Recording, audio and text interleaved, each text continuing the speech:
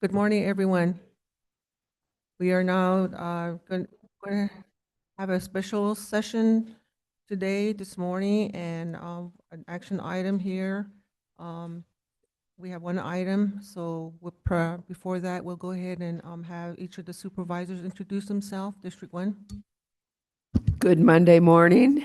This is Patrice Horseman. I am the vice chair and the supervisor for District 1. District 2. Good morning, everyone. Jeronimo Vasquez, Supervisor, District 2. Welcome. District 3. Again, good morning. My name is Adam Hess, Supervisor of District 3. District 4, Judy B. Gay, Supervisor for District 4. District 5.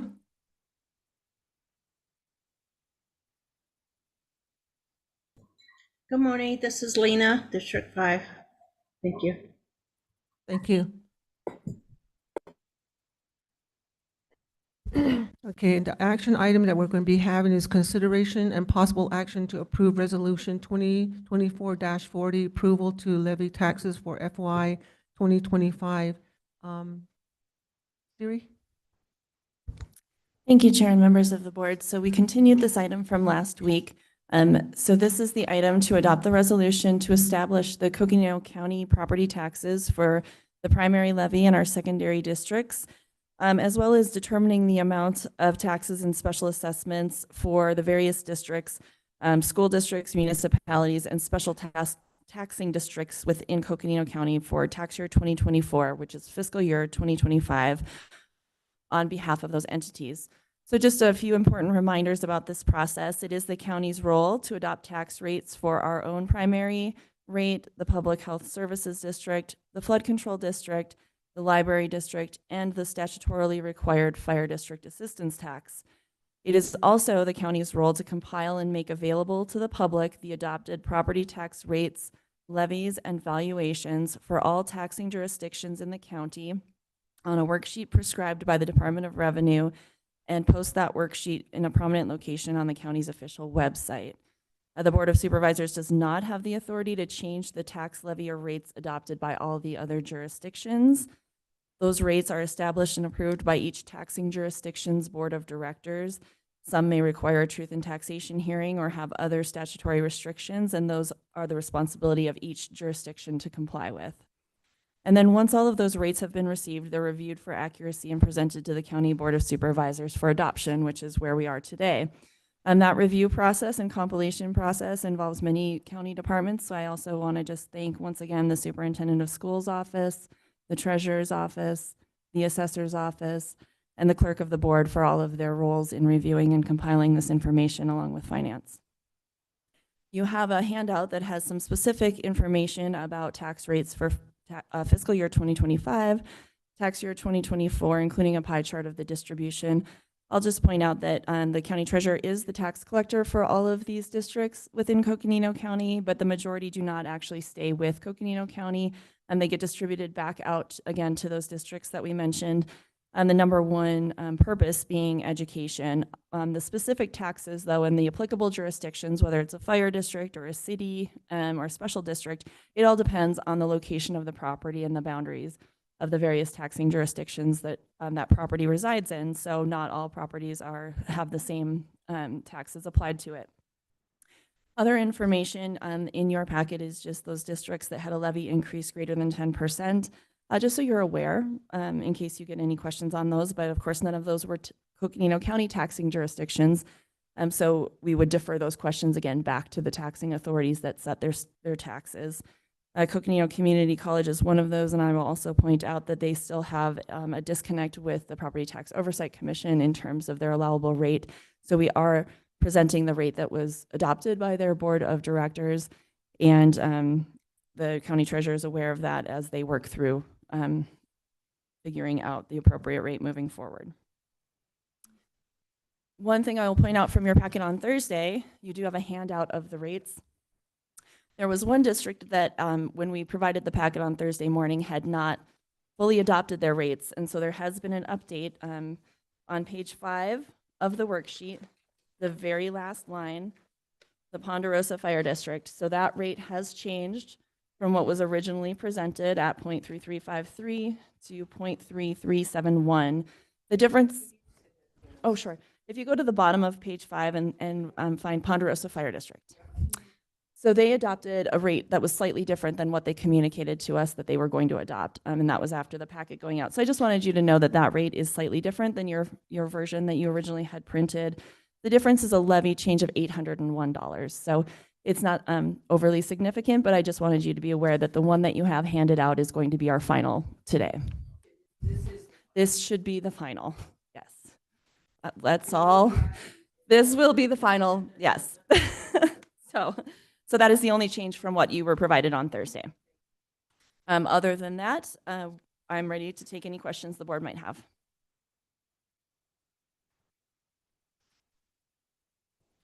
Thank you, Siri. Andy, would you like to add something onto this? Thank you, Chair Begay, members of the board. I really appreciate the board having this special meeting today and fulfilling our statutory obligations by the state of Arizona to adopt all the tax rates for all taxing jurisdictions throughout Coconino County, and our obligation to provide those rates to the state of Arizona. So thank you, Board of Supervisors, for the effort. Thank you. We have our Armando is here. Thank you so much. And the assessor's office. Thank you, Treasurer Benatar. And thank you, Cheryl Mangle-Paget and the Superintendent of Schools office for all bringing the teamwork to ensure that all rates were in keeping with what we have done historically to meet also meeting the needs of the taxing jurisdictions and the work that they need to do in our communities. So thank you so much, Board of Supervisors. Thank you. Supervisor Fowler, you have comments? Thank you, Madam Chair. I was just wondering if someone did not join on Thursday, maybe it might be good just to do a quick summary of what we're talking about on the screen. I had to appear virtually. Thank you for allowing me to appear virtually today. And I think it'd be very good to just do a summary and just say, this is what we're talking about. And we have, as a Board of Supervisors, we went through the budgeting process. We've gone through this process several times. And with those corrections, I understand, but I'm just wondering if we want to do a quick summary. Yes, thank you, Supervisor Fowler and members of the board. So just kind of the high level summary is that you have a worksheet here, and this worksheet is provided by the Department of Revenue. We are required to compile all of the taxing jurisdictions rates on this sheet. I believe you received this in a packet that was printed on Thursday for today's meeting. So included, and it goes by section, so we have Coconino County, and again, those ones that our board or our board of directors, depending on the district sets, is the county primary levy, the library district, the flood control district, the public health services district, and the fire district assistance tax. As we move through, you'll see all the other taxing jurisdictions, including Coconino Community College. We have the cities and towns. We have every individual school district, along with some joint technology education districts. So those are going to start on page 1 and go all the way through page 3. There has been no change to this information, again, compared to what has been provided on the website and in the packet.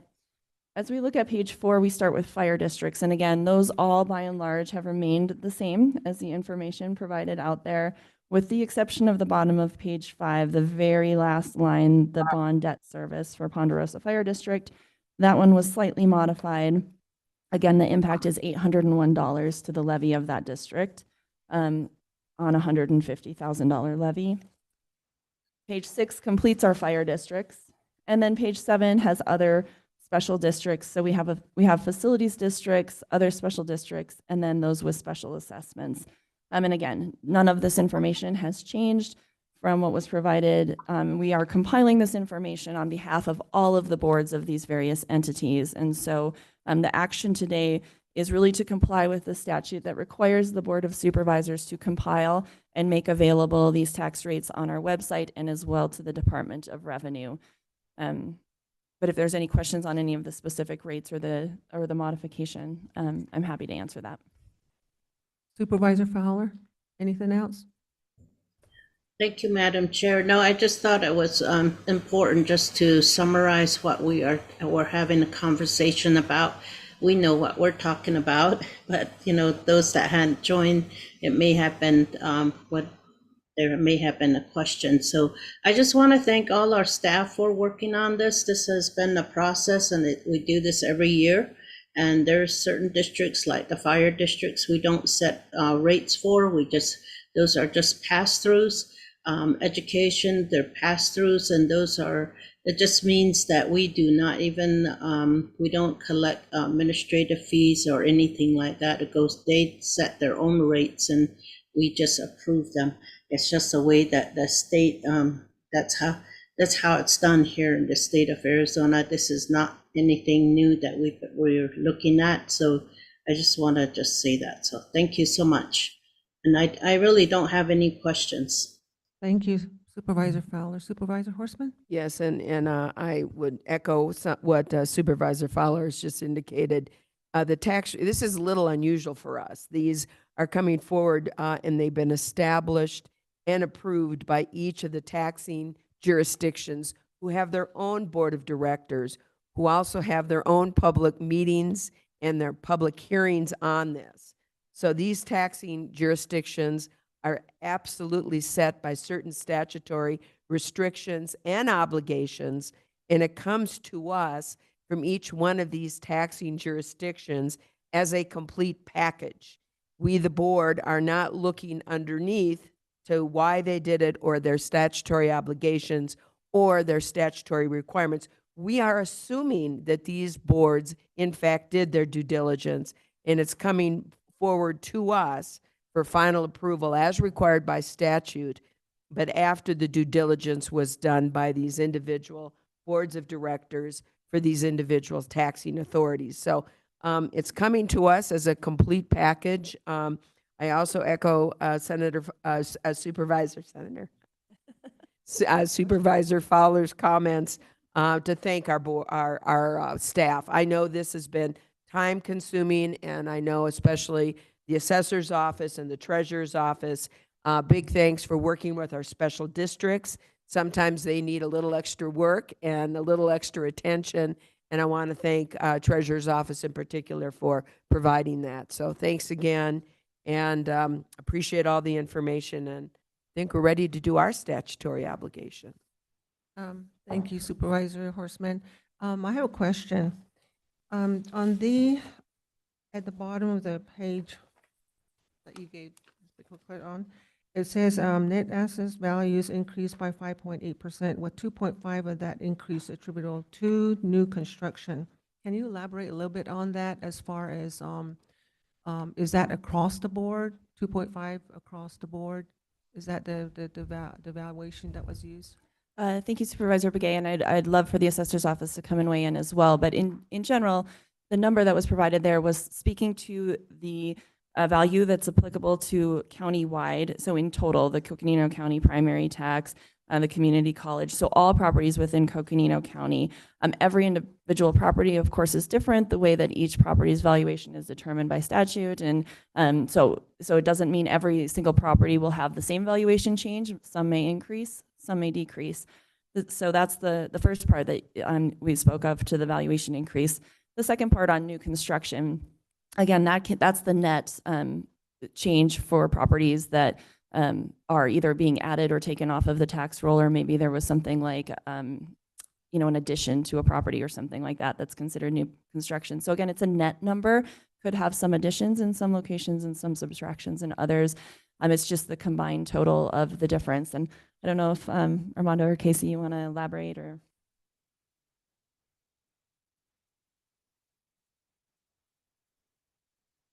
Okay, thank you. Any of the board members like to make a comment or have any questions? There being none, I just want to thank the staff for all working on this project together. There's a lot of teamwork effort that has taken place, to making sure that the numbers are accurate, and then having to work with other departments and other organizations, that are on here, to really come up with this responsibility that the board has to approve for the levy taxes for this coming year. So I just want to say thank you to everyone in your leadership and your everybody, whoever puts their hands on there, and then and then also my colleagues. Thank you for, being here and making sure that, we're taking care of what needs to happen for our county. So with that, may I have a motion to approve Resolution 2024 -40, approving to levy taxes for FY 2025. So moved. Motion made by Supervisor, If we can, just as part of that, just to approve the resolution attached.